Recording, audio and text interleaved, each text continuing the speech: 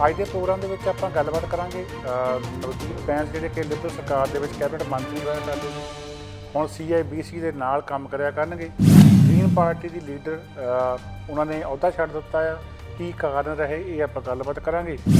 ਚੀਨ ਵੱਲੋਂ ਗ੍ਰਿਫਤਾਰ ਕੀਤੇ ਗਏ ਦੋਵੇਂ ਮਾਈਕਲ ਸਪੈਵਰ ਤੇ ਮਾਈਕਲ ਕੋਵਡ ਜਿਹੜੇ ਆ ਉਹਨਾਂ ਨੂੰ ਰਿਹਾ ਕਰ ਦਿੱਤਾ ਗਿਆ ਸੀਗਾ, ਉਹ ਵਾਪਸ ਕੈਨੇਡਾ ਪਹੁੰਚ ਗਏ ਆ। ਇਸ ਬਾਰੇ ਹੋਰ ਹੁਣ ਤਾਜ਼ਾ ਅਪਡੇਟ ਕੀ ਆ ਰਹੀ ਹੈ। 11 ਸਾਲ ਪਹਿਲਾਂ 180 ਕਿਲੋ ਡੋਡਿਆਂ ਦੇ ਨਾਲ ਅੰਬੈਸਡਰ ਬ੍ਰਿਜ ਜਿਹੜਾ ਕਿ ਅੰਟਾਰੀਓ ਸੂਬੇ ਨੂੰ ਅਮਰੀਕਾ ਦੇ ਨਾਲ ਜੋੜਦਾ ਆ, ਉੱਥੇ ਇੱਕ ਪੰਜਾਬੀ ਨੌਜਵਾਨ ਜਿਹੜਾ ਫੜਿਆ ਗਿਆ ਸੀ ਜਿਹਦੀ ਹੁਣ ਉਮਰ 40 ਸਾਲ ਆ। ਇਹਦੇ ਨਾਲ ਹੀ ਆਪਾਂ ਗੱਲਬਾਤ ਕਰਾਂਗੇ ਅਮਰੀਕਾ ਤੋਂ ਦੋ ਖਬਰਾਂ ਆ ਰਹੀਆਂ, ਇੱਕ ਚੰਗੀ ਹੈ ਇੱਕ ਮਾੜੀ ਆ। ਮਾੜੀ ਦੀ ਗੱਲ ਪਹਿਲਾਂ ਕਰੀਏ ਤਾਂ 9 ਵਿਅਕਤੀ ਜਿਹੜੇ ਕਿ ਨਿਊਯਾਰਕ ਦੇ ਵਿੱਚ ਪੰਜਾਬੀ ਜਿਹੜੇ ਆ ਜਿਹਨਾਂ ਵਿੱਚੋਂ ਕੋਈ ਦਸਤਾਰਧਾਰੀ ਵੀ ਆ, ਉਹਨਾਂ ਨੂੰ ਗ੍ਰਿਫਤਾਰ ਕੀਤਾ ਗਿਆ। ਲਾਹੌਰ ਸ਼ਹਿਰ ਸਿੱਖ ਰਾਜ ਦੀ ਰਾਜਧਾਨੀ, ਖਾਲਸਾ ਰਾਜ ਦੀ ਰਾਜਧਾਨੀ, ਮਹਾਰਾਜਾ ਰਣਜੀਤ ਸਿੰਘ ਦਾ ਪਸੰਦੀ ਦਾ ਸ਼ਹਿਰ, ਉਹਦੇ ਮਿਊਜ਼ੀਅਮ ਦੇ ਵਿੱਚ ਸਿੱਖ ਰਾਜਕਾਲ ਦੀਆਂ ਸਿੱਖ ਯੁੱਗ ਦੀਆਂ ਬਹੁਤ ਵਸਤਾਂ ਪਈਆਂ। ਹੁਣ ਉਸ ਮਿਊਜ਼ੀਅਮ ਦੇ ਵਿੱਚ ਇੱਕ ਅੱਡ ਤੌਰ ਦੇ ਉੱਤੇ ਇੱਕ ਹਿੱਸਾ ਜਿਹੜਾ ਸਿੱਖ ਗੈਲਰੀ ਬਣਾਇਆ ਜਾ ਰਿਹਾ ਆ। ਤਾਂ ਸੋਤਾ ਸ਼ੋਅ ਦੇ ਵਿੱਚ ਇੱਕ ਵਾਰ ਫਿਰ ਤੁਹਾਡਾ ਸਭ ਦਾ ਨਿੱਘਾ ਸਵਾਗਤ। ਕੈਨੇਡਾ ਦੇ ਵਿੱਚ ਜਿਹੜੇ ਕੈਬਨਿਟ ਮੰਤਰੀ ਰਹੇ ਆ ਨਵਦੀਪ ਸਿੰਘ ਬੈਂਸ, ਉਹਨਾਂ ਨੇ ਇਹ ਚੋਣਾਂ ਜਿਹੜੀਆਂ ਲੜੀਆਂ ਨਹੀਂ ਸੀਗੀਆਂ, ਪਹਿਲਾਂ ਹੀ ਉਹ ਸਰਗਰਮ ਸਿਆਸਤ ਜਿਹੜੀ ਆ ਛੱਡ ਗਏ ਸੀ। ਪਿੱਛੇ ਰਹਿ ਕੇ ਜ਼ਰੂਰ ਪਾਰਟੀ ਦੇ ਵਿੱਚ ਭੂਮਿਕਾ ਨਿਭਾਉਂਦੇ ਰਹੇ ਆ, ਉਹਨਾਂ ਨੇ ਐਲਾਨ ਕਰ ਦਿੱਤਾ ਸੀਗਾ ਕਿ ਮੈਂ ਹੁਣ ਚੋਣਾਂ ਜਿਹੜੀਆਂ ਨਹੀਂ ਲੜਨੀਆਂ। ਕੈਨੇਡਾ ਦੇ ਉਹ ਕੈਬਨਿਟ ਮੰਤਰੀ ਰਹੇ ਆ, ਇਨੋਵੇਸ਼ਨ ਟੈਕਨੋਲੋਜੀ ਮੰਤਰੀ ਰਹੇ ਆ। ਸੋ ਹੁਣ ਕੀ ਹੋਇਆ ਕਿ ਇਹਦੇ ਕੈਨੇਡਾ ਦੇ ਵਿੱਚ ਇੱਕ ਰਿਵਾਜ਼ ਆ ਕਿ ਬਹੁਤ ਸਾਰੇ ਜਿਹੜੇ ਸਿਆਸਤਦਾਨ ਆ ਜੋ ਸਿਆਸਤ ਤੋਂ ਲਾਂਭੇ ਹੁੰਦੇ ਆ, ਜਾਂ ਤਾਂ ਕਿਸੇ ਬਹੁਤ ਹੀ ਸੰਸਾਰ ਪੱਧਰੀ ਕਿਸੇ ਸੰਸਥਾ ਜਿਹੜੀ ਆ ਫਾਈਨੈਂਸ਼ੀਅਲ ਇੰਸਟੀਟਿਊਸ਼ਨ ਉਹਨਾਂ ਕੰਮ ਕਰਨਾ ਸ਼ੁਰੂ ਕਰ ਦਿੰਦੇ ਆ, ਜਾਂ ਲੋਕਲ ਪੱਧਰ ਦੇ ਕਿਸੇ ਮੇਨ ਸਟ੍ਰੀਮ ਮੀਡੀਆ ਦੇ ਹੋਸਟ ਬਣ ਜਾਂਦੇ ਆ, ਜਾਂ ਫਿਰ ਕਿਸੇ ਵੱਡੀ ਕੰਪਨੀ ਦੇ ਸਲਾਹਕਾਰ ਜਿਹੜੇ ਆ ਉਹ ਬਣ ਜਾਂਦੇ ਆ, ਕਿਉਂਕਿ ਉਹਨਾਂ ਕੋਲ ਤਜਰਬਾ ਬਹੁਤ ਹੁੰਦਾ। ਉਹਨਾਂ ਨੂੰ ਪਤਾ ਹੁੰਦਾ ਵੀ ਜਿਹੜੀਆਂ ਦੁਨੀਆ ਲੈਵਲ ਦੇ ਉੱਤੇ ਡੀਲਸ ਕਿਵੇਂ ਹੁੰਦੀਆਂ, ਨੈਗੋਸ਼ੀਏਸ਼ਨਸ ਕਿਵੇਂ ਹੁੰਦੀਆਂ। ਸੋ ਉਹ ਤਜਰਬਾ ਜਿਹੜਾ ਆ ਸਲਾਹਾਂ ਦੇ ਰੂਪ ਦੇ ਵਿੱਚ ਉਹ ਫਿਰ ਵੇਚਦੇ ਆ। ਨਵਦੀਪ ਬੈਂਸ ਉਹਨਾਂ ਨੂੰ ਕੈਨੇਡਾ ਦੀ ਬਹੁਤ ਹੀ ਵੱਡੀ bank CIBC Canadian imperial bank of commerce ਨੇ ਵਾਈਸ ਚੇਅਰ ਬਣਾ ਦਿੱਤਾ, ਜਿੱਥੇ ਕਿ ਉਹ ਬੈਂਕ ਦੀਆਂ ਵਿਸ਼ਵ ਪੱਧਰੀ ਜਿਹੜੀਆਂ ਗਲੋਬਲ ਬੈਂਕਿੰਗ ਇਨਵੈਸਟਮੈਂਟਸ ਹੈਗੀਆਂ ਉਹਨਾਂ ਦਾ ਕੰਮਕਾਰ ਜਿਹੜਾ ਆ ਉਹ ਦੇਖਣਗੇ। ਸੋ CIBC ਜਿਹੜੀ ਆ ਸਿਰਫ ਕੈਨੇਡਾ ਦੇ ਵਿੱਚ ਬਿਜ਼ਨਸ ਨਹੀਂ ਕਰਦੀ, ਬਾਹਰ ਉਹ ਇਨਵੈਸਟ ਵੀ ਕਰਦੀ ਆ ਅਤੇ ਬਾਹਰਲੇ ਲੋਕਾਂ ਦਾ ਪੈਸਾ ਜਿਹੜਾ ਕੈਨੇਡਾ ਦੇ ਵਿੱਚ ਵੀ ਇਨਵੈਸਟ ਕਰਾਉਂਦੀ ਆ। ਸੋ ਉਹ ਹੁਣ ਨਵਦੀਪ ਸਿੰਘ ਬੈਂਸ ਉਹਨਾਂ ਦੀਆਂ ਸੇਵਾਵਾਂ ਜਿਹੜੀਆਂ ਆ ਉਹ ਲੈਣ ਜਾ ਰਹੇ ਆ। ਉਹਨਾਂ ਨੇ ਪ੍ਰੈਸ ਰਿਲੀਜ਼ ਦੇ ਵਿੱਚ ਦੱਸਿਆ ਕਿ ਸਾਨੂੰ ਬੜੀ ਖੁਸ਼ੀ ਆ ਕਿ ਸਾਬਕਾ ਮੰਤਰੀ ਨਵਦੀਪ ਸਿੰਘ ਬੈਂਸ ਜਿਹੜੇ ਆ ਹੁਣ CIBC ਦੇ ਨਾਲ ਕੰਮ ਕਰਨਗੇ। ਸੋ ਜਿੱਥੇ ਨਵਦੀਪ ਸਿੰਘ ਬੈਂਸ ਕੰਮ ਕਰਨਗੇ, ਉਹਨਾਂ ਦੇ ਨਾਲ ਇੱਕ ਹੋਰ ਸਿਆਸਤਦਾਨ ਪਹਿਲਾਂ ਤੋਂ ਹੀ ਉੱਥੇ ਮੌਜੂਦ ਨੇ, ਉਹ ਕੰਮ ਕਰ ਰਹੇ ਆ। ਕੰਜ਼ਰਵੇਟਿਵ ਪਾਰਟੀ ਦੇ ਵਿੱਚ ਡਿਪਟੀ ਲੀਡਰ ਰਹੇ ਆ ਲੀਸਾ ਰਾਇਟ। ਸੋ ਉਹ ਆਲਰੇਡੀ ਜਿਹੜੇ ਆ CIBC ਦੇ ਨਾਲ ਕੰਮ ਕਰ ਰਹੇ ਆ। ਸੋ ਹੁਣ CIBC ਦੇ ਵਿੱਚ ਲਿਬਰਲ ਪਾਰਟੀ ਨਾਲ ਸੰਬੰਧਿਤ ਰਹੇ ਨਵਦੀਪ ਬੈਂਸ, ਕੰਜ਼ਰਵੇਟਿਵ ਪਾਰਟੀ ਨਾਲ ਸੰਬੰਧਿਤ ਰਹੀ ਲੀਸਾ ਰਾਇਟ ਨਾਲ ਇਕੱਠੇ ਇੱਕ ਫਾਈਨੈਂਸ਼ੀਅਲ ਇੰਸਟੀਟਿਊਸ਼ਨ ਦੇ ਵਿੱਚ ਉਹਨੂੰ ਹੋਰ ਗਾਹਾਂ ਵਧਾਉਣ ਦੇ ਵਾਸਤੇ ਜਿਹੜੇ ਆ ਜੀ ਕੰਮ ਕਰਨਗੇ। ਸਿਆਸਤ ਤੋਂ ਉਹ ਕਿਨਾਰਾ ਕਰ ਚੁੱਕੇ ਆ। ਇਸ ਦੇ ਨਾਲ ਹੀ ਜੇ ਗੱਲਬਾਤ ਕਰੀਏ ਆਪਾਂ ਗ੍ਰੀਨ ਪਾਰਟੀ ਦੀ, ਤਾਂ ਗ੍ਰੀਨ ਪਾਰਟੀ ਦੀ ਲੀਡਰ ਐਨਮੀ ਪੌਲ ਜਿਹੜੀ ਹੈ ਜੀ, ਉਹਨਾਂ ਨੇ ਵੀ ਅਸਤੀਫਾ ਦੇ ਦਿੱਤਾ। ਇਹ ਵੀ ਗੱਲ ਉਹੀ ਹੈ ਕਿ ਕੈਨੇਡਾ ਦੀ ਸਿਆਸਤ ਵਿੱਚ ਹਾਲੇ ਵੀ ਨੈਤਿਕਤਾ ਥੋੜ੍ਹੀ ਬਹੁਤੀ ਹੈਗੀ ਆ, ਬਚੀ ਹੋਈ ਆ। ਜੋ ਲੀਡਰ ਦੇ ਉੱਤੇ ਸਵਾਲ ਆ ਜਾਂਦਾ ਵੀ ਤੁਹਾਡੀ ਜਿਹੜੀ ਅਗਵਾਈ ਦੇ ਵਿੱਚ ਪਾਰਟੀ ਕੋਈ ਖਾਸ ਜਿਹੜਾ ਆ ਉਹ ਵਾਧਾ ਨਹੀਂ ਕਰ ਸਕੀ ਆਪਣੇ ਵੋਟ ਬੈਂਕ ਦੇ ਵਿੱਚ, ਆਪਣੀਆਂ ਸੀਟਾਂ ਦੇ ਵਿੱਚ, ਤਾਂ ਉਹਨਾਂ ਦੇ ਉੱਤੇ ਨੈਤਿਕ ਜ਼ਿੰਮੇਵਾਰੀ ਆ ਜਾਂਦੀ ਹੈ ਕਿ ਉਹ ਛੱਡ ਕੇ ਪਰੇ ਹੋ ਜਾਣ। ਸੋ ਐਨਮੀ ਪੌਲ ਦੇ ਉੱਤੇ ਵੀ ਇਹ ਜ਼ਿੰਮੇਵਾਰੀ ਜਿਹੜੀ ਆਇਦ ਹੁੰਦੀ ਸੀਗੀ। ਉਹਨਾਂ ਦੇ ਸਵਾਲ ਚੱਕੇ ਜਾ ਰਹੇ ਸੀਗੇ ਕਿ ਉਹਨਾਂ ਦੀ ਅਗਵਾਈ ਦੇ ਵਿੱਚ ਗ੍ਰੀਨ ਪਾਰਟੀ ਜਿਹੜੀ ਆ ਉਹਨਾਂ ਦੀਆਂ ਸੀਟਾਂ ਹੀ ਨਹੀਂ ਵਧੀਆਂ, ਬਲਕਿ ਦੂਜੀ ਗੱਲ ਆ ਕਿ ਉਹਨਾਂ ਦਾ ਜਿਹੜਾ ਵੋਟ ਸ਼ੇਅਰ ਹੈ ਉਹ ਵੀ ਘਟ ਗਿਆ ਅਤੇ ਪਾਰਟੀ ਲੀਡਰ ਆਪਣੀ ਸੀਟ ਜਿਹੜੀ ਆ ਉਹ ਵੀ ਨਹੀਂ ਕੱਢ ਸਕੀ। ਇਸ ਕਰਕੇ ਉਹਨਾਂ ਦੇ ਉੱਤੇ ਦਬਾਅ ਸੀਗਾ। ਇਸ ਦਬਾਅ ਦੇ ਚੱਲਦਿਆਂ ਐਨਮੀ ਪੌਲ ਨੇ ਹੁਣ ਅਨਾਊਂਸ ਕਰ ਦਿੱਤਾ ਹੈ ਕਿ ਉਹ ਗ੍ਰੀਨ ਪਾਰਟੀ ਦੀ ਲੀਡਰਸ਼ਿਪ ਤੋਂ ਲਾਂਭੇ ਹੋ ਰਹੇ ਆ ਜੀ। ਸੋ ਵੈਸੇ ਉਹਨਾਂ ਨੇ ਇਹ ਵੀ ਕਿਹਾ ਕਿ ਇਹ ਜਿਹੜਾ ਸਾਲ ਡੇਢ ਸਾਲ ਦਾ ਸਮਾਂ ਸੀਗਾ ਮੈਂ ਬੜਾ ਔਖਾ ਲੰਘਾਇਆ, ਪਾਰਟੀ ਦੇ ਅੰਦਰੋਂ ਅਤੇ ਪਾਰਟੀ ਦੇ ਬਾਹਰੋਂ ਚੈਲੰਜਸ ਬਹੁਤ ਸੀਗੇ, ਬਹੁਤ ਹੀ ਜਿਹੜਾ ਆ ਇਹ ਦੁੱਖ ਭਰਿਆ ਸਮਾਂ ਸੀਗਾ, ਅਤੇ ਹੁਣ ਮੈਂ ਇਸ ਅਹੁਦੇ ਤੋਂ ਜਿਹੜਾ ਆ ਲਾਂਭੇ ਹੋਣਾ ਚਾਹੁੰਦੀ ਹਾਂ। ਸੋ ਇਹ ਗੱਲ ਸਹੀ ਹੈ ਕਿ ਜਦੋਂ ਐਲਿਜ਼ਬeth ਮੇ ਤੋਂ ਬਾਅਦ ਇਹ ਐਨਮੀ ਪੌਲ ਜਿਹੜੇ ਆ ਗ੍ਰੀਨ ਪਾਰਟੀ ਦੇ ਲੀਡਰ ਬਣੇ ਸੀਗੇ, ਤਾਂ ਪਾਰਟੀ ਦੇ ਵਿੱਚੋਂ ਵੀ ਵਿਰੋਧ ਕਾਫੀ ਸੀਗਾ। ਬਾਕੀ ਜਿਹੜਾ ਗ੍ਰੀਨ ਪਾਰਟੀ ਦਾ ਬਹੁਤ ਵੱਡੀ ਗਿਣਤੀ ਵਿੱਚ ਏਜੰਡਾ ਸੀਗਾ ਉਹ NDP ਪਾਰਟੀ ਚੋਰੀ ਕਰਕੇ ਲੈ ਗਈ। ਉਹਨਾਂ ਨੇ ਆਪਣੇ ਕਲਾਈਮੇਟ ਪਲਾਨ ਦਾ ਹਿੱਸਾ ਬਣਾ ਲਿਆ। ਸੋ ਬਹੁਤ ਸਾਰੇ ਜਿਹੜੇ NDP ਪਾਰਟੀ ਦਾ ਵੋਟ ਬੈਂਕ ਸੀਗਾ ਉਹ ਵੀ ਗ੍ਰੀਨ ਪਾਰਟੀ ਦਾ ਵੋਟ ਬੈਂਕ ਸੀਗਾ ਉਹ ਵੀ NDP ਵੱਲ ਚਲਾ ਗਿਆ। ਸੋ ਜੇ ਹੁਣ ਗ੍ਰੀਨ ਪਾਰਟੀ ਨੇ ਆਪਣੀ ਦਿੱਖ ਜਿਹੜੀ ਹੈ ਦੁਬਾਰਾ ਤੋਂ ਮਜ਼ਬੂਤ ਬਣਾਉਣੀ ਆ, ਇਹਨਾਂ ਨੂੰ ਆਪਣੇ ਪਲੇਟਫਾਰਮ ਦੇ ਵਿੱਚ ਨਵੀਆਂ ਗੱਲਾਂ ਸ਼ਾਮਲ ਕਰਨੀਆਂ ਪੈਣਗੀਆਂ, ਨਵਾਂ ਧੜੱਲੇਦਾਰ ਲੀਡਰ ਚਾਹੀਦਾ। ਇਸੇ ਕਰਕੇ ਐਨਮੀ ਪੌਲ ਜਿਹੜੀ ਆ ਲਾਂਭੇ ਹੋ ਗਈ ਹੈ ਕਿ ਹੋਰ ਬੰਦਾ ਆ ਕੇ ਹੁਣ ਕਮਾਂਡ ਸਾਂਭੇ। ਗੱਲ ਕਰਾਂਗੇ ਆਪਾਂ ਕੈਨੇਡਾ, ਚੀਨ, ਅਮਰੀਕਾ ਦੇ ਇੱਕ ਸਾਂਝੇ ਮਸਲੇ ਦੀ। 3 ਸਾਲ ਪਹਿਲਾਂ 10 ਦਸੰਬਰ 2018 ਨੂੰ ਹੁਆਵੇ ਜਿਹੜੀ ਕਿ ਬਹੁਤ ਵੱਡੀ ਮੋਬਾਈਲ ਕੰਪਨੀ ਆ, ਜਿਹੜੀ ਕਿ ਸਿਰਫ ਫੋਨ ਵਗੈਰਾ ਜਾਂ ਹੋਰ ਜਿਹੜੇ ਇਹੋ ਜਿਹੇ ਮੋਬਾਈਲ ਸਾਧਨੇ ਨਹੀਂ ਬਣਾਉਂਦੀ, ਬਲਕਿ ਜਿਹੜੇ ਸੈੱਲਫੋਨ ਟਾਵਰ ਆ, ਐਕਸਚੇਂਜਾਂ ਦੇ ਵਿੱਚ ਜਿਹੜਾ ਇਕਵਿਪਮੈਂਟ ਲੱਗਾ ਆ ਪੂਰੀ ਦੁਨੀਆ ਦੇ ਵਿੱਚ, ਉਹ ਵੀ ਬਣਾ ਕੇ ਲਾਉਂਦੀ ਆ। ਸੋ ਹੁਆਵੇ ਦੇ ਉੱਤੇ ਦੋਸ਼ ਸੀਗੇ ਕਿ ਜਿਹੜੇ ਇਹਨਾਂ ਵੱਲੋਂ ਉਪਕਰਨ ਜਿਹੜੇ ਅਮਰੀਕਾ ਦੇ ਵਿੱਚ, ਹੋਰ ਦੁਨੀਆ ਦੇ ਵਿੱਚ, ਕੈਨੇਡਾ 'ਚ ਫਿੱਟ ਕੀਤੇ ਜਾਣੇ ਆ, ਜਿਹਨਾਂ ਦੇ ਨਾਲ ਕਿ 5G ਖਾਸ ਕਰਕੇ ਨੈਟਵਰਕ ਚੱਲਣਾ ਆ, ਵੀ ਉਹਨਾਂ ਦੇ ਨਾਲ ਹੀ ਜਸੂਸੀ ਕਰ ਸਕਦੇ ਆ। ਸੋ ਹੋਰ ਵੀ ਇਹਨਾਂ ਦੇ ਉੱਤੇ ਦੋਸ਼ ਸੀਗੇ ਕਿ ਜਿਹੜੀਆਂ ਪਾਬੰਦੀਆਂ ਕਈ ਮੁਲਕਾਂ ਦੇ ਉੱਤੇ ਅਮਰੀਕਾ ਨੇ ਲਾਈਆਂ ਹੋਈਆਂ, ਉਹ ਪਾਬੰਦੀਆਂ ਉਲੰਘ ਕੇ ਇਹਨਾਂ ਨੇ ਸਮਾਨ ਜਿਹੜਾ ਉਹਨਾਂ ਨੂੰ ਵੇਚਿਆ ਹੈਗਾ ਉਹਨਾਂ ਮੁਲਕਾਂ ਨੂੰ। ਸੋ ਇਸ ਸੰਬੰਧੀ 10 ਦਸੰਬਰ 2018 ਨੂੰ ਵੈਨਕੂਵਰ ਦੇ ਹਵਾਈ ਅੱਡੇ ਦੇ ਉੱਤੇ ਮੈਂਗ ਵੈਨਜ਼ੋ, ਜਿਹੜੀ ਕਿ ਚੀਫ ਫਾਈਨੈਂਸ਼ੀਅਲ ਆਫਿਸਰ ਹੁਆਵੇ ਦੀ ਆ, ਅਮਰੀਕਾ ਦੇ ਕਹਿਣ ਦੇ ਉੱਤੇ ਕੈਨੇਡਾ ਨੇ ਗ੍ਰਿਫਤਾਰ ਕਰ ਲਈ ਸੀ। ਉਸ ਤੋਂ ਥੋੜ੍ਹੇ ਚਿਰ ਬਾਅਦ ਕੀ ਹੋਇਆ ਕਿ ਚੀਨ ਨੇ 2 ਕੈਨੇਡੀਅਨ ਜਿਹੜੇ ਸੀਗੇ, ਮਾਈਕਲ ਸਪੇਵਰ ਤੇ ਮਾਈਕਲ ਕੋਵਰਿਗ, ਉਹਨਾਂ ਨੂੰ ਜਸੂਸੀ ਦੇ ਦੋਸ਼ਾਂ ਦੇ ਵਿੱਚ ਗ੍ਰਿਫਤਾਰ ਕਰ ਲਿਆ। ਸੋ 3 ਸਾਲ ਜਿਹੜੀ ਆ ਮੈਂਗ ਵੈਨਜ਼ੋ ਆਪਣੇ ਵੈਨਕੂਵਰ ਦੇ $1 ਮਿਲੀਅਨ ਦੇ ਮੈਨਸ਼ਨ ਦੇ ਵਿੱਚ, ਮਹਿਲ ਦੇ ਵਿੱਚ ਰਹਿੰਦੀ ਰਹੀ ਆ। ਦੂਜੇ ਪਾਸੇ ਜਿਹੜੇ ਕੈਨੇਡੀਅਨ ਮਾਈਕਲ ਸੀਗੇ ਦੋਵੇਂ, ਉਹ ਇੱਕ ਛੋਟੇ ਜਿਹੇ ਜੇਲ੍ਹ ਦੇ ਸੈੱਲ ਦੇ ਵਿੱਚ ਉਹਨਾਂ ਨੇ 3 ਸਾਲ ਗੁਜ਼ਾਰੇ ਆ। ਸੋ ਗੱਲ ਬਹੁਤ ਵੱਡੀ ਬਣਾਈ ਸੀ। ਜਿਹੜੇ ਕੈਨੇਡਾ ਅਮਰੀਕਾ ਸੀਗੇ, ਉਹ ਕਹਿ ਰਹੇ ਸੀਗੇ ਵੀ ਮੈਂਗ ਵੈਨਜ਼ੋ ਦੇ ਉੱਤੇ ਦੋਸ਼ ਬਹੁਤ ਗੰਭੀਰ ਹੈਗੇ ਆ, ਇਹਦੇ ਨਾਲ ਸਾਡੀ ਸੁਰੱਖਿਆ ਨੂੰ ਖਤਰਾ ਹੋ ਗਿਆ ਆ, ਤਾਂ ਅਸੀਂ ਜਿਹੜਾ ਇਹਨੂੰ ਫੜਿਆ ਹੋਇਆ। ਅਤੇ ਅਚਾਨਕ ਰਾਤੋਂ ਰਾਤ ਸਾਰੇ ਖਤਰੇ ਜਿਹੜੇ ਅਲੋਪ ਹੋ ਗਏ, ਖਤਮ ਹੋ ਗਏ, ਉਹਨੂੰ ਛੱਡ ਦਿੱਤਾ ਗਿਆ, ਉਹ ਚੀਨ ਚਲੀ ਗਈ ਆ। ਅਤੇ ਦੂਜੇ ਪਾਸੇ ਜਿਹੜੇ ਮਾਈਕਲ ਸਪੇਵਰ ਅਤੇ ਮਾਈਕਲ ਕੋਵਰਿਗ, ਜਿਨ੍ਹਾਂ ਬਾਰੇ ਚੀਨ ਕਹਿ ਰਿਹਾ ਸੀਗਾ ਵੀ ਇਹ ਬਹੁਤ ਤਕੜੇ ਜਸੂਸ ਆ, ਸਾਡੀ ਇੰਟਰਨਲ ਸਿਕਿਉਰਿਟੀ ਨੂੰ ਖਤਰਾ ਆ, ਉਹ ਵੀ ਰਾਤੋਂ ਰਾਤ ਦੁੱਧ ਧੋਤੇ ਹੋ ਗਏ ਅਤੇ ਜਹਾਜ਼ੇ ਚਾੜ ਦਿੱਤੇ, ਉਹ ਪਹੁੰਚ ਚੁੱਕੇ ਆ ਜੀ ਅਤੇ ਵਾਪਸ। ਜਦੋਂ ਕੈਲਗਰੀ ਦੋਵੇਂ ਮਾਈਕਲ ਜਿਹੜੇ ਆ ਪਹੁੰਚੇ ਆ, ਤਾਂ ਪ੍ਰਧਾਨ ਮੰਤਰੀ ਜਸਟਿਨ ਟਰੂਡੋ ਹੁਣੀ ਉਹਨਾਂ ਦਾ ਸਵਾਗਤ ਕੀਤਾ ਆ। ਇਸ ਦੇ ਨਾਲ ਹੀ ਜਿਹੜੇ ਕੰਜ਼ਰਵੇਟਿਵ ਪਾਰਟੀ ਆਗੂ ਐਰਨ ਓਟੂਲ ਆ, NDP ਦੇ ਆਗੂ ਜਗਮੀਤ ਸਿੰਘ, ਉਹਨਾਂ ਨੇ ਬੜੀ ਖੁਸ਼ੀ ਇਸ ਗੱਲ 'ਤੇ ਜ਼ਾਹਰ ਕੀਤੀ ਆ ਵੀ ਬਹੁਤ ਵਧੀਆ ਕੰਮ ਜਿਹੜਾ ਹੋ ਗਿਆ। ਸੋ ਰਾਤੋਂ ਰਾਤ ਤੁਸੀਂ ਦੇਖੋ ਵੀ ਤਾਕਤਾਂ ਦੀ ਆਪਸ ਵਿੱਚ ਸੰਧੀ ਹੁੰਦੀ ਆ, ਕੈਨੇਡਾ, ਅਮਰੀਕਾ, ਚੀਨ ਦੀ ਕਿਸੇ ਗੱਲ ਦੇ ਉੱਤੇ ਡੀਲ ਬਣਦੀ ਹੈ, ਜਿਹੜੀ ਕਿ ਡੀਲ ਅਜੇ ਸਾਡੇ ਕੋਲ ਨਹੀਂ ਬਾਹਰ ਨਿਕਲ ਸਕੀ। ਅਤੇ ਪਰ ਉਹੀ ਬੰਦੇ ਜਿਹੜੇ ਕਿ ਬਹੁਤ ਖਤਰਨਾਕ ਸੀਗੇ, ਰਾਤੋਂ ਰਾਤ ਦੁੱਧ ਧੋਤੇ ਹੋ ਜਾਂਦੇ ਆ, ਤਾਂ ਉਹਨਾਂ ਦਾ ਆਦਾਨ ਪ੍ਰਦਾਨ, ਅਦਲਾ ਬਦਲੀ ਜਿਹੜੀ ਆ ਉਹ ਹੋ ਜਾਂਦੀ ਆ। ਹੁਣ ਜਿਹੜਾ ਚੀਨ ਦੀ ਸਰਕਾਰ ਆ, ਉਹ ਦੋਹਰੀ ਗੱਲ ਕਰ ਰਹੀ ਆ।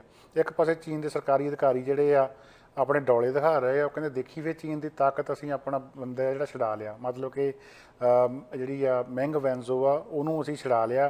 ਅਤੇ ਉਹ ਕਹਿੰਦੇ ਵੀ ਹੁਣ ਗਾਹਾਂ ਤੋਂ ਕੈਨੇਡਾ, ਅਮਰੀਕਾ ਨੂੰ ਇਹ ਪਤਾ ਲੱਗ ਜਾਣਾ ਚਾਹੀਦਾ ਆ ਵੀ ਸਾਡੀ ਤਾਕਤ ਕਿੰਨੀ ਕੁ ਆ, ਅਤੇ ਉਸ ਦੇ ਹਿਸਾਬ ਦੇ ਨਾਲ ਇਹ ਆਪਾਂ ਦਵੱਲੇ ਰਿਸ਼ਤੇ ਜਿਹੜੇ ਆ ਰੱਖੀਏ। ਇੱਕ ਪਾਸੇ ਸਰਕਾਰ ਇਹ ਦਬ ਕੇ ਮਾਰ ਰਹੀ ਹੈ, ਦੂਜੇ ਪਾਸੇ ਸਰਕਾਰ ਜਿਹੜੇ ਫੋਰਨ ਅਫੇਅਰਸ ਦੇ ਅਧਿਕਾਰੀ ਆ, ਉਹ ਇਹ ਕਹਿ ਰਹੇ ਆ ਕਿ ਮਾਈਕਲ ਸਪੇਵਰ ਅਤੇ ਮਾਈਕਲ ਕੋਵਰਿਗ ਨੂੰ ਇਸ ਕਰਕੇ ਜ਼ਮਾਨਤ ਦੇ ਉੱਤੇ ਛੱਡਿਆ ਗਿਆ ਹੈ ਕਿਉਂਕਿ ਉਹਨਾਂ ਦੀ ਸਿਹਤ ਠੀਕ ਨਹੀਂ ਸੀਗੀ। ਸੋ ਬਹਾਨਾ ਕੋਈ ਵੀ ਬਣਾਇਆ ਜਾਵੇ, ਇਹ ਗੱਲ ਜਿਹੜੀ ਆ ਉਹ ਬਾਹਰ ਆ ਕਿ ਕੈਨੇਡਾ, ਅਮਰੀਕਾ ਅਤੇ ਚੀਨ ਦੇ ਦਰਮਿਆਨ ਕੋਈ ਸਮਝੌਤਾ ਹੋਇਆ ਆ, ਜਿਸ ਤੋਂ ਬਾਅਦ ਇਹ ਤਿੰਨੇ ਜਾਣੇ ਆ ਉਹ ਆਪੋ ਆਪਣੇ ਘਰ ਪਹੁੰਚੇ ਆ। ਅਤੇ ਪਰ ਜਿਹੜੀ ਗੱਲ ਵੀ 3 ਸਾਲ ਲੋਕਾਂ ਨੂੰ ਉੱਲੂ ਬਣਾਈ ਗਏ ਆ ਵੀ ਇਹ ਇੱਕ ਪਾਸੇ ਕਹੀ ਗਏ ਕਿ ਚੀਨ ਵਾਲੇ ਵੀ ਸਾਨੂੰ ਮਾਈਕਲਾਂ ਦਾ ਬਹੁਤ ਖਤਰਾ ਆ, ਕੈਨੇਡਾ, ਅਮਰੀਕਾ ਕਹੀ ਗਿਆ ਕਿ ਜਿਹੜੀ ਮੈਂਗ ਵੈਨਜ਼ੋ ਆ, ਇਹਦੇ ਤੋਂ ਬਹੁਤ ਖਤਰਾ ਆ, ਉਹ ਖਤਰਾ ਰਾਤੋਂ ਰਾਤ ਜਿਹੜਾ ਆ ਉਹ ਅਲੋਪ ਹੋ ਗਿਆ। ਗੱਲ ਕੀ ਆ ਵੀ ਜਿਹਦੇ ਕੋਲ ਤਾਕਤ ਹੁੰਦੀ ਆ, ਹੈ ਨਾ ਜੀ, ਉਹ ਇੱਕ ਦੂਜੇ ਦੀ ਬਾਂਹ ਮਰੋੜ ਕੇ ਆਪਣਾ ਮਸਲਾ ਜਿਹੜਾ ਹੱਲ ਕਰਾ ਜਾਂਦਾ ਆ, ਕੰਮ ਕਢਾ ਜਾਂਦਾ ਆ। ਅਤੇ ਜਿਹਦੇ ਕੋਲ ਤਾਕਤ ਨਹੀਂ ਹੁੰਦੀ ਸਾਡੇ ਵਰਗਿਆਂ ਦੇ ਕੋਲ, ਉਹ ਫਿਰ ਮੰਗਣਾ ਆਪਣੀ ਫਿਤਰਤ ਬਣਾ ਲੈਂਦੇ ਆ। ਕਦੀ 4 ਜਣੇ ਫੱਟੀਆਂ ਲੈ ਕੇ ਉੱਥੇ ਖੜ੍ਹ ਗਏ, ਕਦੀ ਮੰਗ ਪੱਤਰ ਦੇਣ ਚੱਲ ਗਏ, ਕਦੀ ਮੈਮੋਰੰਡਮ ਲੈ ਕੇ ਚੱਲ ਗਏ, ਜਾਂ ਫਿਰ ਵੱਡੀਆਂ ਤਾਕਤਾਂ ਦੇ ਮੂੰਹਾਂ ਵੱਲ ਦੇਖੀ ਗਏ ਵੀ ਸ਼ਾਇਦ ਇਹ ਸਾਡਾ ਕੁਛ ਕਰਕੇ ਦੇਣਗੇ, ਸਾਡੀ ਫਸੀ ਹੋਈ ਬੇੜੀ ਜਿਹੜੀ ਕੋਈ ਹੋਰ ਆ ਕੇ ਮੰਝ ਧਾਰ ਦੇ ਵਿੱਚੋਂ ਕੱਢੂਗਾ। ਆਈ ਥਿੰਕ ਇਹ ਸਾਫ਼ ਆ ਹੁਣ ਕਿ ਜਿੰਨਾ ਚਿਰ ਤੁਹਾਡੇ ਕੋਲ ਤਾਕਤ ਨਹੀਂ ਹੁੰਦੀ, ਤੁਸੀਂ ਤਕੜੇ ਨਹੀਂ ਹੁੰਦੇ, ਹਰੇਕ ਤਰ੍ਹਾਂ ਤਕੜੇ ਨਹੀਂ ਹੁੰਦੇ, ਸਮਾਜਿਕ ਤੌਰ ਦੇ ਉੱਤੇ, ਆਰਥਿਕ ਤੌਰ ਦੇ ਉੱਤੇ, ਰਾਜਨੀਤਿਕ ਤੌਰ ਦੇ ਉੱਤੇ, ਅਤੇ ਇੰਟਲੈਕਚੁਅਲੀ ਬੌਧਿਕ ਤੌਰ ਦੇ ਉੱਤੇ, ਉਨਾ ਚਿਰ ਜਿਹੜਾ ਕੁਛ ਬਣਨਾ ਨਹੀਂ ਹੈਗਾ। ਹੁਣ ਤੁਸੀਂ ਇਸ ਸਾਰੇ ਮੰਜ਼ਰ ਨੂੰ ਜੱਗੀ ਜੌਹਲ ਨਾਲ ਮਿਲਾ ਕੇ ਦੇਖੋ ਵੀ ਜੇ ਜੱਗੀ ਜੌਹਲ ਬਰਤਾਨਵੀ ਨਾਗਰਿਕ ਜਿਹੜਾ ਹੈਗਾ ਉਹਦੀ ਸਭ ਕੋਈ ਗੋਰਾ ਹੁੰਦਾ, ਤਾਂ ਹੁਣ ਨੂੰ ਇੰਗਲੈਂਡ ਵਾਲਿਆਂ ਨੇ ਬਾਂਹ ਮਰੋੜ ਕੇ ਕੋਈ ਭਾਰਤੀ ਫੜੇ ਹੋਣੇ ਸੀਗੇ, ਅਤੇ ਉਹਨਾਂ ਦੇ ਇਵਜ਼ ਦੇ ਵਿੱਚ ਜੱਗੀ ਜੌਹਲ ਜਿਹੜਾ ਆ ਉਹ ਛਡਾਇਆ ਹੋਣਾ ਸੀਗਾ। ਅਤੇ ਜੇ ਜਿਹੜੇ ਕੈਨੇਡਾ ਦੇ MP ਆ 1.5 ਦਰਜਨ, ਇਹਨਾਂ ਦੇ ਵਿੱਚ ਕੋਈ ਕਣ ਕੰਡਾ ਹੁੰਦਾ, ਇਹਨਾਂ ਦੀ ਕੋਈ ਸੁਣਵਾਈ ਹੁੰਦੀ, ਜਾਂ ਕੋਈ ਸਿੱਖਾਂ ਦਾ ਆਪਣਾ ਕੋਈ ਮੁਲਕ ਹੁੰਦਾ, ਤਾਂ ਸ਼ਾਇਦ ਹੁਣ ਵੀ ਕੋਈ ਬਾਂਹ ਮਰੋੜ ਕੇ ਕੰਮ ਜਿਹੜਾ ਆ ਕਢਾਇਆ ਜਾ ਸਕਦਾ, ਜੱਗੀ ਜੌਹਲ ਜਿਹੜਾ ਰਿਹਾ ਹੁੰਦਾ। ਸੋ ਗੱਲ ਉੱਥੇ ਆ ਕੇ ਮੁੱਕਦੀ ਆ ਕਿ ਤਾਕਤਵਰ ਜਿਹੜਾ ਆ ਉਹ ਡਿਸਾਈਡ ਕਰਦਾ ਆ, ਉਹ ਸਮਝੌਤੇ ਕਰਦਾ ਆ, ਉਹ ਨਗੋਸ਼ੀਏਸ਼ਨਾਂ ਕਰਦਾ ਆ। ਜਿਹੜੇ ਮਾਤੜ ਹੁੰਦੇ ਆ ਉਹ ਸਿਰਫ ਮਿਹਨਤਾਂ ਤਰਲੇ ਮੈਮੋਰੰਡਮ ਹੀ ਦੇ ਸਕਦੇ ਹੁੰਦੇ ਆ, ਇਸ ਜੋਗੇ ਰਹਿ ਜਾਂਦੇ ਆ ਜੀ। ਅਤੇ ਇਸ ਤਰ੍ਹਾਂ ਗੱਲ ਆਪਾਂ ਕਰਾਂਗੇ ਟੋਰਾਂਟੋ ਤੋਂ ਜਿਹੜੀ ਆ ਰਹੀ ਆ। 11 ਸਾਲ ਪਹਿਲਾਂ 180 ਕਿਲੋ ਡੋਡਿਆਂ ਦੇ ਨਾਲ ਅੰਬੈਸਡਰ ਬ੍ਰਿਜ, ਜਿਹੜਾ ਕਿ ਅੰਟਾਰੀਓ ਸੂਬੇ ਨੂੰ ਅਮਰੀਕਾ ਦੇ ਨਾਲ ਜੋੜਦਾ ਆ, ਉੱਥੇ ਇੱਕ ਪੰਜਾਬੀ ਨੌਜਵਾਨ ਜਿਹੜਾ ਫੜਿਆ ਗਿਆ ਸੀ, ਜਿਹਦੀ ਹੁਣ ਉਮਰ 40 ਸਾਲ ਆ, ਸਤਵਿੰਦਰਜੀਤ ਸਿੰਘ ਖਹਿਰਾ, ਉਹਨੂੰ ਅਦਾਲਤ ਨੇ 2 ਸਾਲ ਕੈਦ ਦੀ ਜਿਹੜੀ ਸਜ਼ਾ ਆ ਉਹ ਸੁਣਾਈ ਆ। ਤੇ ਉਸਦੇ ਟਰੱਕ ਟ੍ਰੇਲਰ ਤੇ ਜਾਂਚ ਜਿਹੜੀ ਆ ਬਾਰਡਰ ਅਧਿਕਾਰੀਆਂ ਵੱਲੋਂ 30 ਜੁਲਾਈ 2010 ਨੂੰ ਕੀਤੀ ਗਈ ਸੀਗੀ। ਤੇ 32 ਬਕਸਿਆਂ ਦੇ ਵਿੱਚੋਂ ਡੋਡੇ, ਜਿਹਨਾਂ ਨੂੰ ਭੁੱਕੀ ਵੀ ਕਹਿ ਦਿੰਦੇ ਆ, ਉਹ ਮਿਲੀ ਸੀਗੀ। ਅਦਾਲਤੀ ਦਸਤਾਵੇਜ਼ਾਂ ਦੇ ਵਿੱਚ ਸਾਨੂੰ ਗਰੀਬਾਂ ਦੀ ਹੈਰੋਇਨ ਜਿਹੜੀ ਆ ਉਹ ਕਿਹਾ ਗਿਆ ਆ। ਸੋ ਹੁਣ ਇੰਨਾ ਲੰਮਾ ਸਮਾਂ ਮੁਕੱਦਮਾ ਚੱਲਣ ਤੋਂ ਬਾਅਦ 2 ਸਾਲ ਦੀ ਜਿਹੜੀ ਆ ਸਜ਼ਾ ਉਹ ਖਹਿਰਾ ਨੂੰ ਸੁਣਾਈ ਗਈ ਆ। ਹਾਲਾਂਕਿ ਜਿਹੜਾ ਕਰਾਊਨ ਸੀਗਾ, ਸਰਕਾਰੀ ਵਕੀਲ ਸੀ, ਉਹ 6 ਸਾਲ ਦੀ ਸਜ਼ਾ ਮੰਗ ਰਿਹਾ ਸੀਗਾ। ਤੇ ਜਿਹੜਾ ਬਚਾਅ ਪੱਖ ਦਾ ਵਕੀਲ ਸੀਗਾ ਉਹ ਰਿਹਾਈ ਮੰਗ ਰਿਹਾ ਸੀਗਾ ਕਿ ਛੋਟੀ ਮੋਟੀ ਜਿਹੜੀ ਆ ਪ੍ਰੋਬੇਸ਼ਨ ਜਿਹੜੀ ਆ ਲਾ ਦਿੱਤੀ ਜਾਵੇ। ਪਹਿਲਾਂ ਪਹਿਲ ਡੋਡੇ, ਭੁੱਕੀ ਕੈਨੇਡਾ ਤੇ ਅਮਰੀਕਾ ਦੇ ਵਿੱਚ ਇਹਨਾਂ ਨੂੰ ਨਸ਼ੇ ਵਜੋਂ ਨਹੀਂ ਲਿਆ ਜਾਂਦਾ ਸੀਗਾ, ਫੁੱਲਾਂ ਵਜੋਂ ਲਿਆ ਜਾਂਦਾ ਸੀਗਾ। ਬਹੁਤ ਲੰਮਾ ਸਮਾਂ ਜਿਹੜੇ ਪੰਜਾਬੀ ਆ ਇਹਨਾਂ ਦੀ ਵਰਤੋਂ ਜਿਹੜੀ ਆ ਕਰਦੇ ਰਹੇ ਆ। ਫੁੱਲ ਕਹਿ ਕੇ ਮੰਗਾਉਂਦੇ ਵੀ ਰਹੇ ਆ, ਘਰਾਂ ਦੇ ਵਿੱਚ ਵੀ ਬੀਜੇ ਜਾਂਦੇ ਰਹੇ, ਹੁਣ ਵੀ ਕਿੱਥਾਂ ਹੋ ਜਾਂਦੇ ਆ। ਤੇ ਫਿਰ ਪੰਜਾਬੀਆਂ ਦਾ ਝੁਕਾਅ ਇਹਨਾਂ ਵੱਲ ਜ਼ਿਆਦਾ ਹੋ ਗਿਆ, ਡਿਮਾਂਡ ਜ਼ਿਆਦਾ ਵੱਧ ਗਈ। ਤੇ ਉਸੇ ਵੇਲੇ ਕੁਝ ਮੀਡੀਆਕਾਰ ਜਿਹੜੇ ਕੈਨੇਡੀਅਨ ਆ ਉਹਨਾਂ ਨੇ ਗੱਲਬਾਤ ਚੱਕ ਲਈ ਕਿ ਡੋਡੇ ਨਸ਼ੇ ਜਿਹੜੇ ਆ ਮਾੜਾ ਆ, ਬੰਦ ਹੋਣੇ ਚਾਹੀਦੇ ਆ। ਕੁਝ ਸਿਆਸਤਦਾਨ ਜਿਹੜੇ ਲੋਕਲ ਪੱਧਰ ਦੇ ਸੀਗੇ ਉਹ ਨਾਲ ਰਲ ਗਏ। ਉਸ ਤੋਂ ਬਾਅਦ ਦੇ ਵਿੱਚ ਡੋਡੇ ਜਿਹੜੇ ਆ ਉਹ ਨਸ਼ਿਆਂ ਦੀ ਸੂਚੀ ਵਿੱਚ ਆ ਗਏ। ਕੈਨੇਡਾ ਦੇ ਵਿੱਚ ਇਹਨਾਂ 'ਤੇ ਪਾਬੰਦੀ ਲੱਗ ਗਈ ਤੇ ਫੜੇ ਹੋਣ ਜਾਣ 'ਤੇ ਸਜ਼ਾ ਜਿਹੜੀ ਆ ਹੋਣ ਲੱਗ ਪਈ। ਤੇ ਹਾਲਾਂਕਿ ਬਹੁਤ ਸਾਰੇ ਲੋਕ ਇਹਦਾ ਵਿਰੋਧ ਕਰ ਰਹੇ ਆ। ਬਹੁਤ ਸਾਰੇ ਲੋਕ ਇਹ ਵੀ ਕਹਿੰਦੇ ਆ ਕਿ ਡੋਡਿਆਂ 'ਤੇ ਪਾਬੰਦੀ ਲੱਗਣ ਦਾ ਕਾਰਨ ਹੈ ਕਿ ਬਹੁਤ ਸਾਰੇ ਪੰਜਾਬੀ ਜਿਹੜੇ ਆ ਉਹ ਹੈਰੋਇਨ ਜਾਂ ਹੋਰ ਜਿਹੜੇ ਮਾੜੇ ਨਸ਼ੇ ਆ ਉਹ ਕਰਨ ਲੱਗੇ ਆ। ਜਿਨ੍ਹਾਂ 'ਚ ਡੋਡੇ ਜਿਹੜੇ ਆ ਉਹ ਆਮ ਮਿਲਦੇ ਸੀਗੇ, ਲੀਗਲ ਸੀਗੇ। ਬਹੁਤ ਘੱਟ ਲੋਕ ਜਿਹੜੇ ਆ ਓਵਰਡੋਜ਼ ਹੋ ਕੇ ਮਰਦੇ ਸੀਗੇ। ਇਹ ਇੱਕ ਕਸ਼ਮਕਸ਼ ਜਿਹੜੀ ਆ ਡੋਡਿਆਂ ਦੇ ਹਮਾਇਤੀਆਂ ਤੇ ਡੋਡਿਆਂ ਦੇ ਵਿਰੋਧੀਆਂ ਦੇ ਵਿਚਾਲੇ ਚੱਲਦੀ ਰਹਿੰਦੀ ਆ। ਇਸ ਦੇ ਨਾਲ ਹੀ ਆਪਾਂ ਗੱਲਬਾਤ ਕਰਾਂਗੇ ਅਮਰੀਕਾ ਦੀ। ਅਮਰੀਕਾ ਤੋਂ 2 ਖਬਰਾਂ ਆ ਰਹੀਆਂ, ਇੱਕ ਚੰਗੀ ਹੈ, ਇੱਕ ਮਾੜੀ ਆ। ਮਾੜੀ ਦੀ ਗੱਲ ਪਹਿਲਾਂ ਕਰੀਏ ਤਾਂ 9 ਵਿਅਕਤੀ ਜਿਹੜੇ ਕਿ ਨਿਊਯਾਰਕ ਦੇ ਵਿੱਚ ਪੰਜਾਬੀ ਜਿਹੜੇ ਆ, ਜਿਨ੍ਹਾਂ ਵਿੱਚੋਂ ਕੋਈ ਦਸਤਾਰਧਾਰੀ ਵੀ ਆ, ਉਹਨਾਂ ਨੂੰ ਗ੍ਰਿਫਤਾਰ ਕੀਤਾ ਗਿਆ। ਦੋਸ਼ ਉਹਨਾਂ ਦੇ ਉੱਤੇ ਇਹ ਆ, ਪਿਛਲੇ ਹਫ਼ਤੇ ਦੀ ਇਹ ਖਬਰ ਆ ਕਿ ਇਹ ਸਿਟੀ ਅਧਿਕਾਰੀਆਂ ਨੂੰ, ਮਿਊਨਿਸਪਲ ਅਧਿਕਾਰੀਆਂ ਨੂੰ ਜਿਹੜੀ ਰਿਸ਼ਵਤ ਦਿੰਦੇ ਸੀਗੇ। ਸੋ ਰਿਸ਼ਵਤ ਦਿੰਦੇ ਕੇ ਠੇਕੇ ਲੈ ਜਾਂਦੇ ਸੀ ਕੰਮਾਂ ਦੇ, ਤੇ ਉਹਦੀਆਂ ਵੀਡੀਓਜ਼ ਜਿਹੜੀਆਂ ਆ ਮੌਜੂਦ ਆ। ਐਲੀਵੇਟਰ ਦੇ ਵਿੱਚ ਪੈਸੇ ਫੜਾਏ ਜਾ ਰਹੇ ਆ, ਕਿਸੇ ਰੈਸਟੋਰੈਂਟ ਦੇ ਵਿੱਚ ਪੈਸੇ ਫੜਾਏ ਜਾ ਰਹੇ ਆ, ਰਿਕਾਰਡਿੰਗਾਂ ਹੋ ਗਈਆਂ। ਸੋ ਠੇਕੇ ਲੈਣ ਲਈ ਬਿਲਡਿੰਗ ਸੁਪਰਡੈਂਟਾਂ ਨੂੰ ਰਿਸ਼ਵਤ ਦੇਣ ਦੇ ਦੋਸ਼ ਵਿੱਚ ਇਹ 9 ਵਿਅਕਤੀ ਨਿਊਯਾਰਕ ਅਮਰੀਕਾ ਦੇ ਵਿੱਚ ਗ੍ਰਿਫਤਾਰ ਕੀਤੇ ਗਏ ਆ। ਇਸ ਦੇ ਨਾਲ ਹੀ ਚੰਗੀ ਖਬਰ ਇਹ ਆ ਰਹੀ ਹੈ ਕਿ ਅਮਰੀਕਾ ਦੀ ਨੇਵੀ ਦੇ ਵਿੱਚ ਇੱਕ ਸਿੱਖ ਸਰਦਾਰ ਜਿਹੜਾ ਆ ਉਹਨੂੰ ਇਹ ਆਗਿਆ ਦੇ ਦਿੱਤੀ ਗਈ ਹੈ ਕਿ ਦਸਤਾਰ ਸਜਾ ਸਕਦਾ।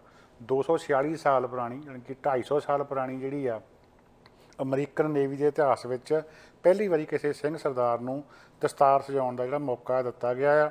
ਲੈਫਟੀਨੈਂਟ ਸੁਖਬੀਰ ਸਿੰਘ ਤੂਰ ਪਿਛਲੇ 5 ਸਾਲ ਤੋਂ ਵੈਸੇ ਅਮਰੀਕੀ ਨੇਵੀ ਦੇ ਨਾਲ ਕੰਮ ਕਰਦਾ ਸੀਗਾ, ਪਰ ਉਹਨੂੰ ਕਲੀਨ ਸ਼ੇਵ ਹੋਣਾ ਪਿਆ ਸੀਗਾ। ਉਹ ਟੋਪੀ ਲੈਂਦਾ ਸੀਗਾ, ਜਿਹੜੀ ਵਰਦੀ ਨੇਵੀ ਦੀ ਹੈਗੀ ਉਹ ਪਹਿਨਦਾ ਸੀਗਾ, ਪਰ ਨਾਲ ਦੀ ਨਾਲ ਆਪਣੇ ਹੱਕ ਦੇ ਵਾਸਤੇ ਲੜ ਰਿਹਾ ਸੀਗਾ। ਸੋ ਅਖੀਰ 5 ਸਾਲ ਬਾਅਦ ਜਿਹੜਾ ਆ ਉਹਦੀ ਇੱਛਾ ਪੂਰੀ ਹੋ ਗਈ ਆ ਤੇ ਹੁਣ ਉਹਨੂੰ ਕਾਲੀ ਦਸਤਾਰ ਸਜਾ ਕੇ ਅਮਰੀਕੀ ਨੇਵੀ ਦੇ ਵਿੱਚ ਕੰਮ ਕਰਨ ਦੀ ਜਿਹੜੀ ਇੱਛਾ ਉਹਦੀ ਪੂਰੀ ਕਰ ਦਿੱਤੀ ਗਈ ਆ। ਸੋ ਕਾਫੀ ਲੰਮਾ ਸੰਘਰਸ਼ ਜਿਹੜਾ ਆ ਤੂਰ ਨੇ ਲੜਿਆ ਆ, ਪਰ ਗਾਂਹ ਹੋਰਾਂ ਵਾਸਤੇ ਜਿਹੜੇ ਰਾਹ ਆ ਉਹਨੇ ਜ਼ਰੂਰ ਖੋਲ੍ਹ ਦਿੱਤੇ ਆ ਜੀ। ਇਸ ਦੇ ਨਾਲ ਹੀ ਆਪਾਂ ਗੱਲਬਾਤ ਕਰਾਂਗੇ ਲਾਹੌਰ ਸ਼ਹਿਰ ਦੀ। ਲਾਹੌਰ ਸ਼ਹਿਰ ਸਿੱਖ ਰਾਜ ਦੀ ਰਾਜਧਾਨੀ, ਖਾਲਸਾ ਰਾਜ ਦੀ ਰਾਜਧਾਨੀ, ਮਹਾਰਾਜਾ ਰਣਜੀਤ ਸਿੰਘ ਦਾ ਪਸੰਦੀਦਾ ਸ਼ਹਿਰ। ਉਹਦੇ ਮਿਊਜ਼ੀਅਮ ਦੇ ਵਿੱਚ ਸਿੱਖ ਰਾਜਕਾਲ ਦੀਆਂ, ਸਿੱਖ ਯੁੱਗ ਦੀਆਂ ਬਹੁਤ ਵਸਤਾਂ ਪਈਆਂ। ਹੁਣ ਉਸ ਮਿਊਜ਼ੀਅਮ ਦੇ ਵਿੱਚ ਇੱਕ ਅੱਡ ਤੌਰ ਦੇ ਉੱਤੇ ਇੱਕ ਹਿੱਸਾ ਜਿਹੜਾ ਸਿੱਖ ਗੈਲਰੀ ਬਣਾਇਆ ਜਾ ਰਿਹਾ ਆ।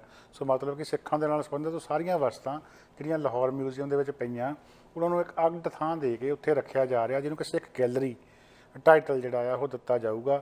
ਕਿਹਾ ਜਾ ਰਿਹਾ ਕਿ ਇਹਦਾ ਉਦਘਾਟਨ ਜਿਹੜਾ ਅਗਲੇ ਮਹੀਨੇ ਤੱਕ ਹੋਣ ਦੀ ਸੰਭਾਵਨਾ ਆ, ਜਿੱਥੇ ਕਿ ਦੁਨੀਆ ਭਰ ਦੇ ਜਿਹੜੇ ਇਤਿਹਾਸ ਨਾਲ ਸੰਬੰਧਿਤ ਲੋਕ ਅਤੇ ਸਿੱਖ ਸੈਲਾਨੀ ਜਿਹੜੇ ਆ ਉਹ ਜਾ ਕੇ ਆਪਣੇ ਮਹਾਰਾਜੇ ਦੀਆਂ, ਆਪਣੇ ਧਰਮ ਨਾਲ ਸੰਬੰਧਿਤ ਜਿਹੜੀਆਂ ਚੀਜ਼ਾਂ ਆ ਉਹਨਾਂ ਦੇ ਦਰਸ਼ਨ ਕਰ ਸਕਣਗੇ।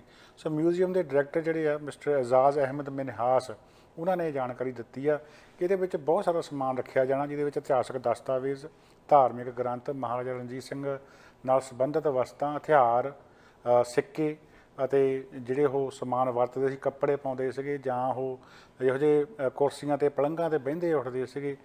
ਅਤੇ ਇਸ ਦੇ ਨਾਲ ਹੀ ਹੋਰ ਬਹੁਤ ਸਾਰਾ ਉਹਨਾਂ ਦੀ ਜਿਹੜੀ ਆ ਯਾਦਗਾਰਾਂ ਜਿਹੜੀਆਂ ਉਹਦੇ ਵਿੱਚ ਰੱਖੀਆਂ ਜਾਣਗੀਆਂ। ਸੋ ਜਿਹੜੀਆਂ ਕਲਾਕ੍ਰਿਤਾਂ ਨੇ, ਚਾਹੇ ਉਹ ਪੇਂਟਿੰਗਸ ਨੇ, ਚਾਹੇ ਉਹ ਵਰਤਿਆ ਜਾਣ ਵਾਲਾ ਸਮਾਨ ਆ, ਉਹ ਜ਼ਿਆਦਾਤਰ ਜਿਹੜਾ ਲਾਹੌਰ ਦੇ ਫਕੀਰ ਪਰਿਵਾਰ ਵੱਲੋਂ ਦਾਨ ਕੀਤਾ ਗਿਆ ਆ।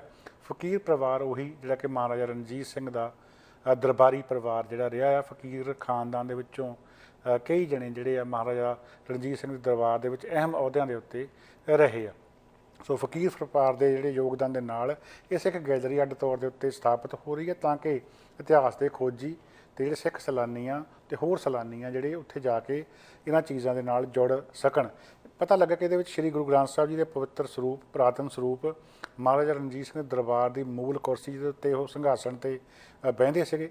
ਸਿੱਖ ਰਾਜ ਦੇ ਉਸ ਵੇਲੇ ਦੇ ਹਥਿਆਰ, ਸਿੱਖ ਰਾਜ ਦੇ ਵਿੱਚ ਉਸ ਵੇਲੇ ਦਾ ਵਰਤਿਆ ਜਾਂਦਾ ਫਰਨੀਚਰ, ਸਿੱਖ ਗੁਰੂਆਂ ਦੇ ਪੁਰਾਤਨ ਚਿੱਤਰ, ਤਸਵੀਰਾਂ, ਹੁਕਮਨਾਮੇ ਅਤੇ ਹੋਰ ਬਹੁਤ ਸਾਰਾ ਕਰੰਸੀ ਸਮੇਤ ਸਮਾਨ ਜਿਹੜਾ ਆ ਰੱਖਿਆ ਜਾਣਾ। ਤੇ ਮਹਾਰਾਜਾ ਰਣਜੀਤ ਸਿੰਘ ਦੇ ਨਾਲ ਸੰਬੰਧਿਤ ਬਹੁਤ ਸਾਰੀਆਂ ਪੇਂਟਿੰਗਸ ਵੀ ਇਸ ਸਿੱਖ ਗੈਲਰੀ ਦਾ ਸ਼ਿੰਗਾਰ ਬਣਨਗੀਆਂ ਜੀ।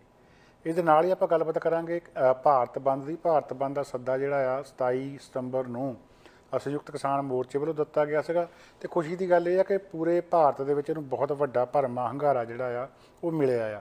23 ਤੋਂ ਵੱਧ ਸੂਬੇ, ਜਿਨ੍ਹਾਂ ਦੇ ਵਿੱਚ ਪੰਜਾਬ, ਹਰਿਆਣਾ ਤੋਂ ਇਲਾਵਾ ਗੁਆਂਢੀ ਸੂਬੇ ਜਿਹੜੇ ਆ, ਚਾਹੇ ਉਹ ਰਾਜਸਥਾਨ ਆ, ਇਸ ਤੋਂ ਇਲਾਵਾ ਯੂਪੀ, ਛੱਤੀਸਗੜ੍ਹ, ਦਿੱਲੀ, ਗੁਜਰਾਤ, ਤਾਮਿਲਨਾਡੂ, ਤੇਲੰਗਾਨਾ, ਤ੍ਰਿਪੁਰਾ, ਉੱਤਰਾਖੰਡ, ਉੱਤਰ ਪ੍ਰਦੇਸ਼, ਪੱਛਮੀ ਬੰਗਾਲ ਦੇ ਵਿੱਚ ਇਸ ਬੰਦ ਦਾ ਅਸਰ ਜਿਹੜਾ ਆ ਉਹ ਦੇਖਣ ਨੂੰ ਮਿਲਿਆ। ਲੋਕਾਂ ਨੇ ਬਹੁਤ ਸਹਿਯੋਗ ਦਿੱਤਾ। ਲੋਕ ਜਿਹੜੇ ਆ ਚਾਹੁੰਦੇ ਆ ਕਿ ਜਿਹੜਾ ਕਿਸਾਨਾਂ ਦੇ ਨਾਲ ਧੱਕਾ ਹੋ ਰਿਹਾ ਉਹ ਬੰਦ ਹੋਵੇ। ਇਹ ਬੰਦ ਜਿਹੜਾ ਇੰਨਾ ਭਰਵਾਂ ਹੋਇਆ, ਇਸ ਗੱਲ ਦਾ ਸੰਕੇਤ ਆ ਕਿ ਭਾਜਪਾ ਸਰਕਾਰ ਨੂੰ ਦੇਖਣਾ ਚਾਹੀਦਾ ਕਿ ਲੋਕ ਕਿਵੇਂ ਚਾਹੁੰਦੇ ਆ ਕਿ ਇਹ ਕੰਮ ਜਿਹੜਾ ਇੰਨੇ 8 ਮਹੀਨੇ ਤੋਂ ਚੱਲ ਰਿਹਾ ਆ, 300 ਤੋਂ ਉੱਪਰ ਦਿਨ ਹੋ ਗਏ ਆ ਕਿਸਾਨਾਂ ਨੂੰ ਦਿੱਲੀ ਮੋਰਚਾ ਲਾ ਕੇ ਬੈਠਿਆਂ ਨੂੰ, ਵੀ ਇਹ ਮਸਲਾ ਕਿਸੇ ਤਰੀਕੇ ਹੱਲ ਹੋਵੇ। ਸਿਰਫ ਭਾਰਤ ਦੇ ਵਿੱਚ ਨਹੀਂ, ਆਪਾਂ ਬਾਹਰ ਵੀ ਦੇਖਿਆ ਕਿ ਜਦੋਂ ਕਿ ਮੋਦੀ ਜਿਹੜੇ ਆ ਉਹ ਅਮਰੀਕਾ ਆਏ ਆ, ਇੱਥੇ ਵੀ ਵਿਰੋਧ ਜਿਹੜਾ ਕਾਫੀ ਹੋਇਆ। ਇੱਕ ਤਾਂ ਵੈਸੇ ਜਿਹੜੀ ਆ ਕਹਿ ਲਓ ਵੀ ਜੱਗ ਹਸਾਈ ਬਹੁਤ ਹੋਈ ਆ, ਕਿਉਂਕਿ ਪਿਛਲੀ ਵਾਰੀ ਵਰਗਾ ਮਾਣ ਸਤਿਕਾਰ ਨਹੀਂ ਮਿਲਿਆ ਮੋਦੀ ਹੁਣਾਂ ਨੂੰ।